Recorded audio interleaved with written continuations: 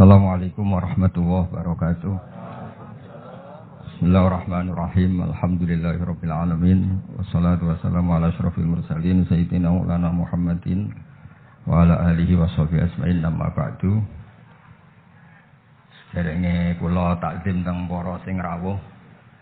Dongaaken Sayyid Muhammad Ikhlas, muridé mau cerita sangu mbek Rabi. Wis dongakno Sayyid Muhammad legowo, dhe murid sing cerita Rabi, mbek sangu, mbek nyindir Gus Raub.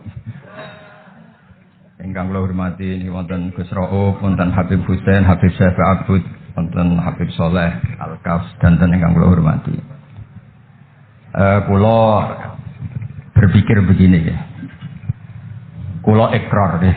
Kula tak sering bahasa Indonesia mawon. Kula ikrar yang diceritakan para saksi tadi, murid-murid beliau adalah benar. Sebab itu kula ikut bersaksi yang membela jenengan sehingga menangi Sayyid Muhammad, ya ora wajah ganteng kok Sayyid Muhammad. Tapi banggalah nanti mau jenengan mlebu swarga dimodifikasi, pun ganteng kowe. Oke, wonten cerita ngeten Habib Husain, wonten orang tanya, "Gus, kenapa Nabi itu kok ganteng, wali kok ganteng?" Sing jawab ya lucu. Kok Nabi mesti mlebu swarga, dadi ngrubahi ra akeh-akeh. Dadi mulane sing rapati ganteng kudu ngibadahe sing tenanan karena mlebokno swarga wong ra ganteng butuh ekstra salon ning malaikat. Niku. Begini Pak Hasan, ini tonggo kula sering ngaji teng Bojonegoro, terus piyambake nggih sakjane ra di rival kalian kula. Begini Pak Hasan, tadi kata Mas Lutfi itu pengganti dari nama sinten Hisam nih. Sihab. Itu begini ya. Ada cerita dan ini semua yang tidak menangi Sayyid Muhammad kedah senang. Karena hadhil millah atau hadat din ini milik yang menyaksikan Rasulullah sallallahu alaihi wasallam juga yang tidak menyaksikan. Ini pokoke kula bela mayoritas. Secara pemilu mesti menang kula karena ini mayoritas. Rasulullah itu begitu mencintai dan begitu rindu sama ikhwani. Mereka kata sahabat, "Saya ini ikhwanu kayak Rasulullah." Enggak, antum ashabi, kamu itu sahabat saya. Ikhwani adalah man amanabi walam yaroni. Mereka iman sama saya padahal tidak ngerti. Itu hebat luar biasa. Wong tidak ngerti kok iman. Wong ora tau disangoni Sayyid Muhammad kok seneng. Loh, itu hebat. Lah nek sing biasa disangoni untuk bojo kan seneng wajar. Nggih setuju nggih? Mboten iki kan argumentasi ilmiah. Saya ini begini Gus Rob, saya ini di antara muridnya Mbah Mun yang kompetitor ilmiahnya baik, termasuk kategori A. Kategori A. Masalah ilmiah, Gus. Nah, masalah ubudiah kalau biasa. Tapi biasa saya itu berkah. Nabi itu nggak pernah negur orang yang ibadahnya biasa-biasa saja. Yang ditegur adalah yang ibadahnya berlebihan, yaitu Abdullah bin Amr bin As. Ngerti sampai? Yang ditegur sama yang nggak ditegur itu baik mana? Yang nggak ditegur. Nabi itu tidak pernah negur orang yang ngimami pakai kulhu, tapi pakai Baqarah ditegur. Soalnya kalau lagi partai kaum gue apaan? Ini suara saksi lebih nanti, tapi ini hak nih. Sehingga dalam banyak cerita dan ini disepakati banyak ulama. Uwais Al-Qarni itu lam yaltaqi Rasulullah sallallahu alaihi wasallam. Wa lam yarahu. Hampir semua riwayat bilang Uwais Al-Qarni itu tidak melihat Rasulullah. Beliau itu sering nangis karena tetangga-tetangganya sudah sowan Rasulullah dan tentu mereka menjadi sahabat karena sudah sowan Rasulullah. Tapi Uwais Al-Qarni dia ibu mokonge ra karuan. Ditinggal ora gelem, mokong cerewet muamuan. Njuk nglayani Uwais Al-Qarni. Uwais Al-Qarni itu lebih berpegangan konstitusi bahwa birrul walidain terutama ibu itu amru Rasulillah. Ummuka. Tapi apa yang terjadi? Uwais Al-Qarni yang tidak pernah sowan Rasulullah digelari khairul qurun Uwais Al-Qarni karena taat ning gone mandate Rasulullah nggih niku khidmah kalian enten ibuke. Padahal mboten di zamannya beliau sebetulnya menangi zaman Rasulullah, enggak sowan. Maksud kula Pak Hasan, dadi sing ora roh-roh ya aja terus sampean ngrasa luwih tinggi. Nggih biasa mawon, kabeh iku sementing ikhlas ridane Allah Subhanahu wa taala. Nah, iki terus Mboten iki masalah konstitusi, soal masalah al-kutub, al-mu'allafah. Saya ini tadi kata Gus Raum, saya itu orang mungkin yang tidak mulazim ke Sayyid Muhammad, tapi kata tadi Mas Lutfi, kalau sanad ke Sayyid Alawi saat tentu lewat Mbah Mun. Mbah Mun itu teman akrabnya bapak saya. Dulu ketika beliau mondok di Mekah itu yang nganter mbah kandung saya, namanya Mbah Sidik. Jadi keluarga saya ya pokoknya muamalah terus musohabah semuanya sama keluarganya Gus Raum itu minal ajdad. Ya sampai kadang beda pilihan presiden. Tapi tetap rukun. Karena nganggap itu urusan akidah, ini biasa mawon apa? Biasa. Begini. Niki rungokno tenan.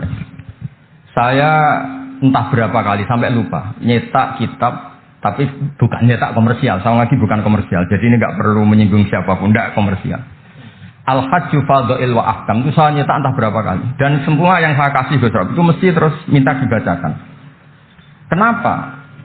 Karena semua fikih di Indonesia itu pasti bilang ar-ramyu itu ba'da zawal.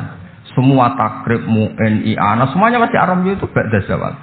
Kunna natahayyanu fa idza zalati syamsu romaina. Kita ini nunggu zawalu syamsi baru romaina. Ya ramyu yaumil hadi asyar.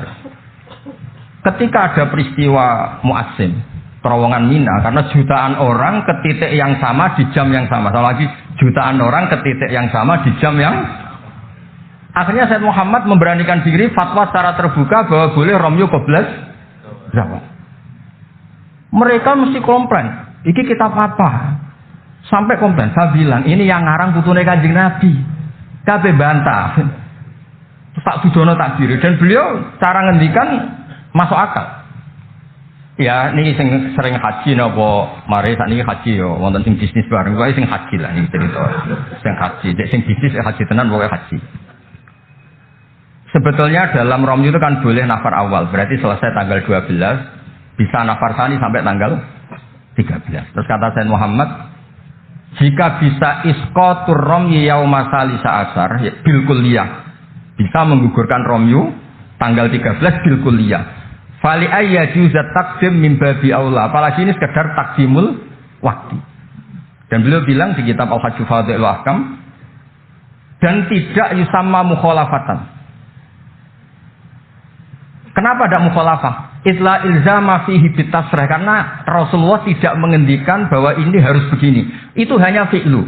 Fi'lu bisa ya dulu alal jawaz, bisa alal aulawiyah, enggak ada jaminan kalau itu syarat apa? Sah. Terus akhirnya orang tuh ayam semua, tenang semua. Berdasar fatwa Sayyid Muhammad yang kita sosialisasikan. Saya baca itu berkali-kali. Jadi saya cerita, jadi ini benar-benar cerita naskahnya Sayyid Muhammad. Orang cerita sangut. Terus kedua, tawaful haid.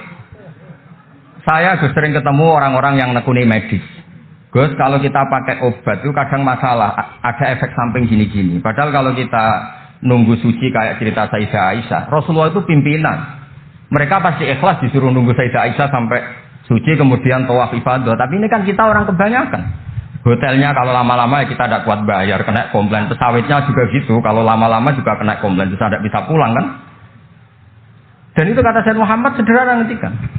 Beliau menyarankan tawaful haid itu intikal madhab saja. Atau tidak usah intikal. Kalau mendekati waktunya habis, langsung tawaf. Tapi nunggu waktunya mepet. Karena dengan mepet berarti statusnya darurat. Terus statusnya darurat. Terus kata beliau dengan entengnya ngendikan, di mana-mana yang namanya wajib atau syarat sah itu ya ma'al kudroh. Ini tidak kudroh berarti syarat itu hilang. Di mana-mana syarat menjadi syarat ya kalau kudroh. Ini tidak kudroh ya berarti syarat itu hilang. Sehingga terus kita nyaman tawaful haid. Itu di kitab Al-Hajju Fadha'il Ahkam. Bisa dicek bahasan halaman 115 ini. Ini bukan cerita Malaysia, cerita teks.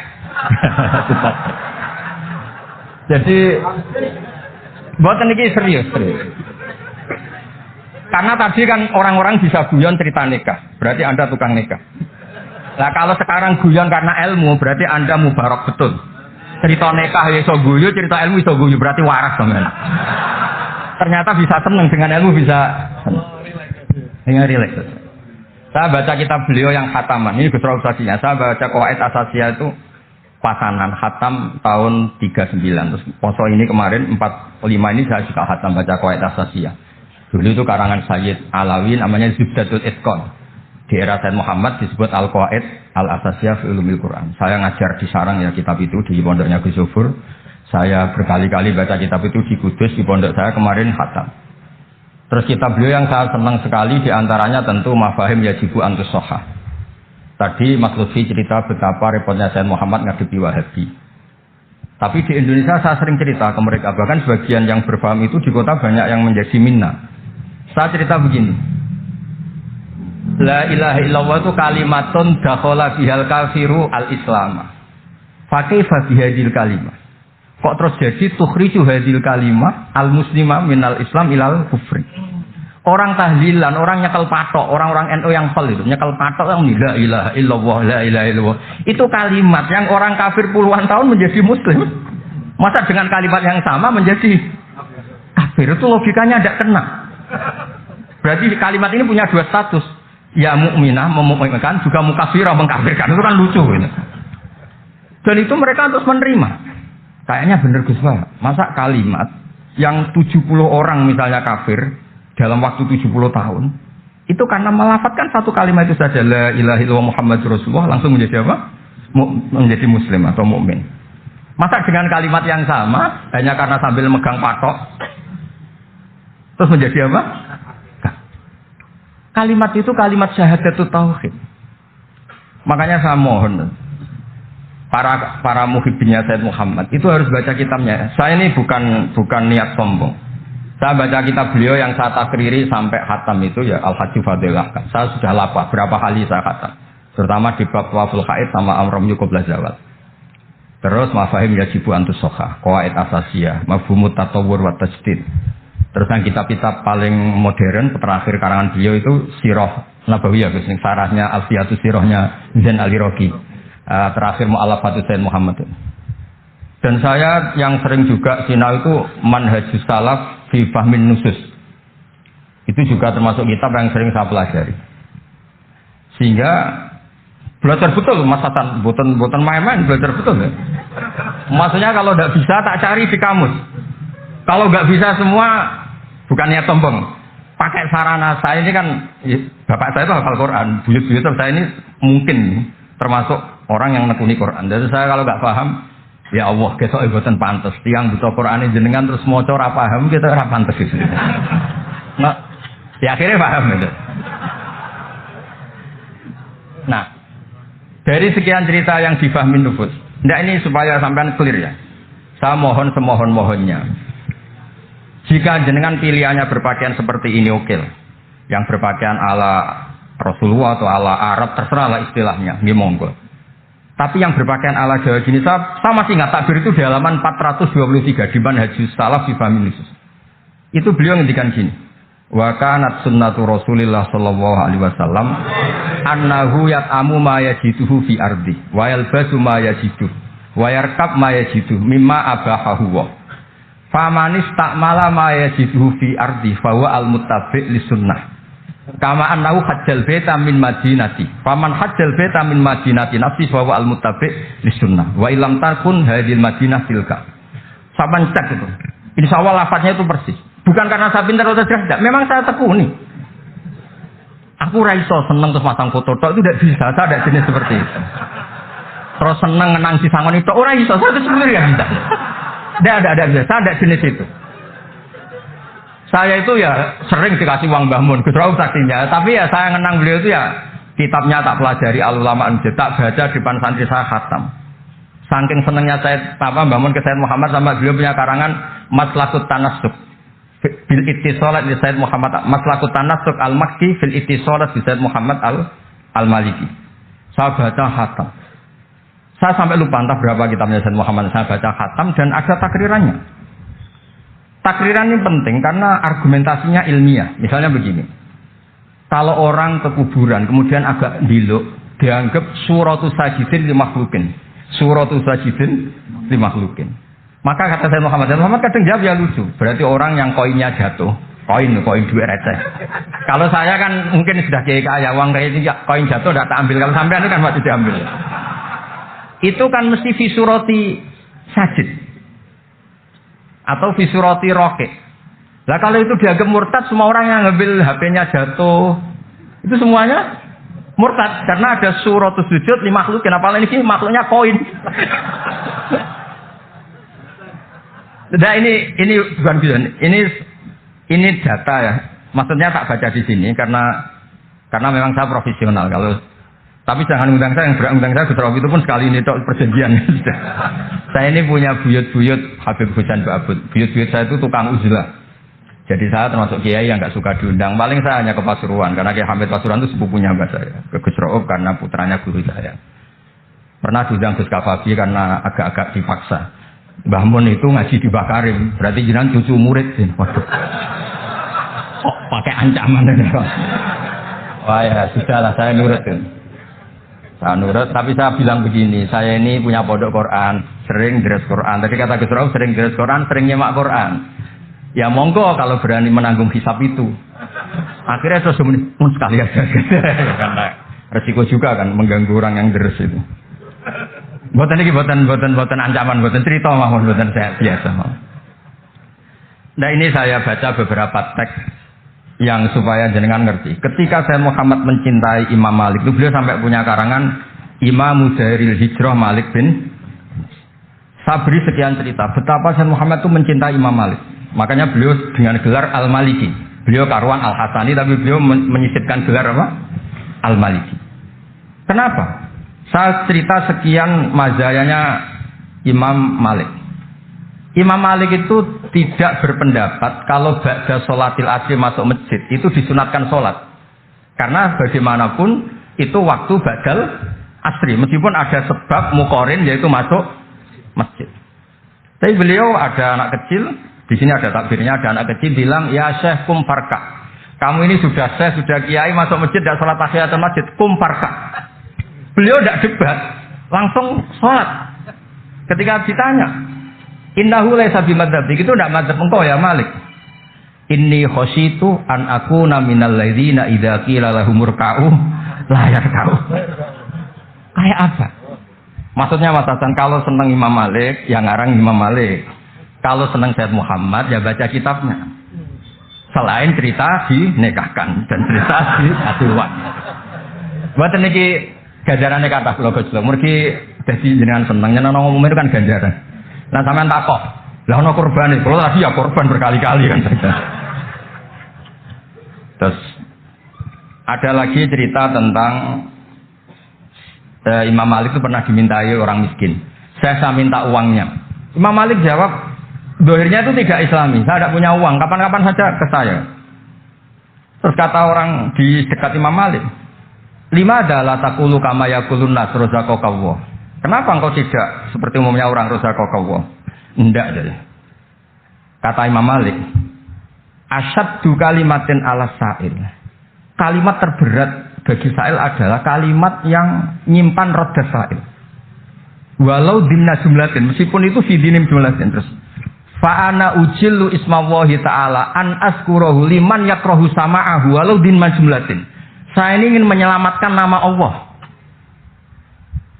Peminta itu paling nggak suka kalau ada kata-kata yang arahnya pokoknya nggak ngasih. Saya ulang lagi, peminta itu paling nggak suka kalau ada kata-kata yang arahnya itu tidak ngasih.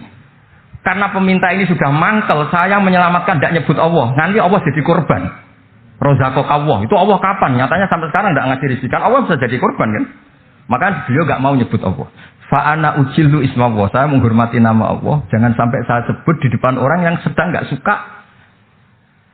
Tadi karena ada jawaban yang yufidu raddah. Kenapa yufidu raddah? Yaitu pokoknya tidak ngasih. Kayak apa orang-orang? Saya ulang lagi. Jadi ini saya termasuk.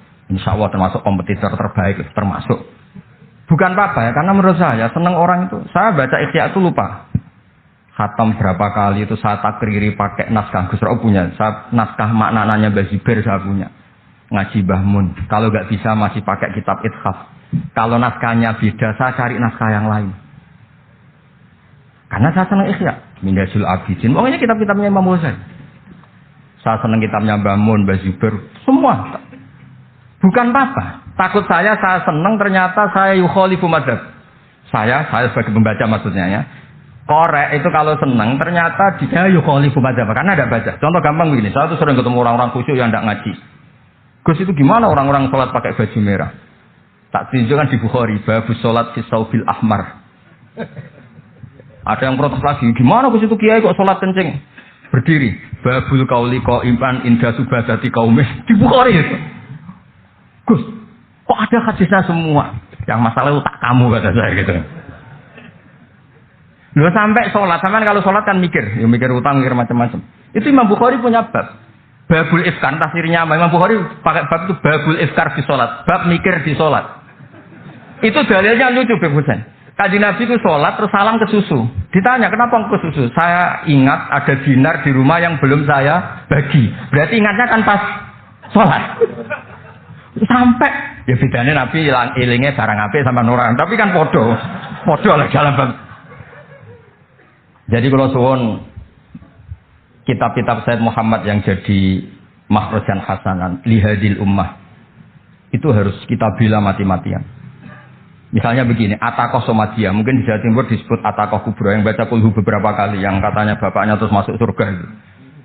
Itu kan kalau di kampung saya, Gus, kalau ada baca itu yang selain anaknya tak, dah kamu udah usah serius, ramlah di bapak. Oh anaknya tenang-tenang. Pernah ada orang ngundang saya, Gus, ngocok Atakoh Kubra, Gus. Anaknya mau nggak mangkon, monggo pinara, saya pulang. Kenapa Gus pulang?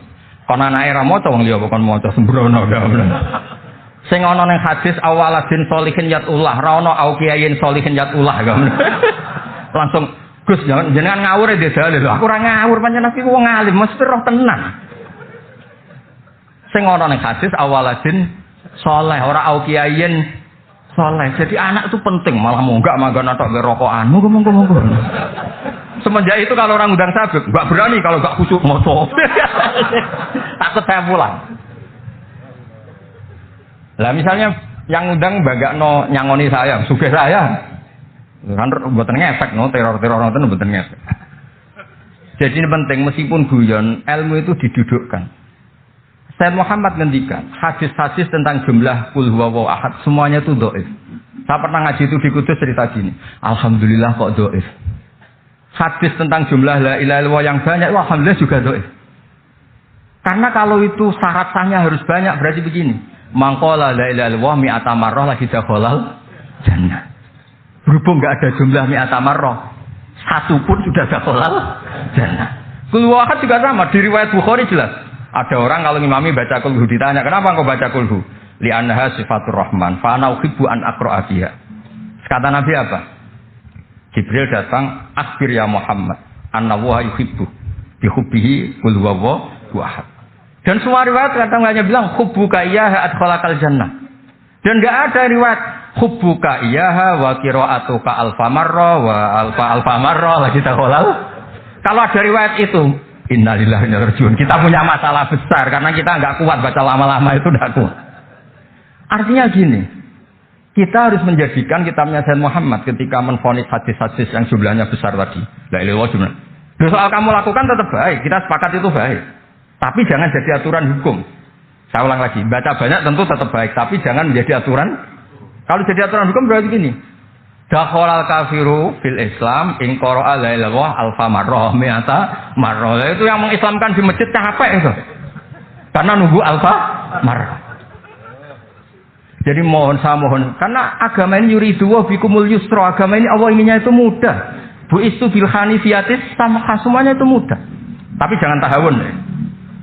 Jadi kalau suwon tadi alhamdulillah sudah diduga saya 20 menit karena memang saya ini tidak bisa pidato. Saya kalau ngaji di rumah ini Gus Rauf pastinya. Saya ngaji biasa 4 jam, 3 jam ya ngaji. Ngaji ada kitabnya saya baca Jalalain, pinggirnya ada Sofi, ada Futuhat Ilahiyah, kadang ada Tobari itu kuat. Kenapa saya kuat 3 jam kalau ngaji? Saya ini pecinta umatnya Rasulullah SAW. Umat itu tidak boleh hanya mendengar kata-kata seorang bahak, enggak boleh. Harus mendengar kaifa qala Tobari, wa kaifa qala Al-Baidawi, wa kaifa qala Shahibus Shawi, wa kaifa qala Imam Nasyafi. Saking hormat saya. Cuma saya nyampaikan pancen rileks guyon, karena itu wasiatnya Bapak. Hak kena ngaji guyon. Nah, iku wong bingung kabeh sing ngaji-ngaji.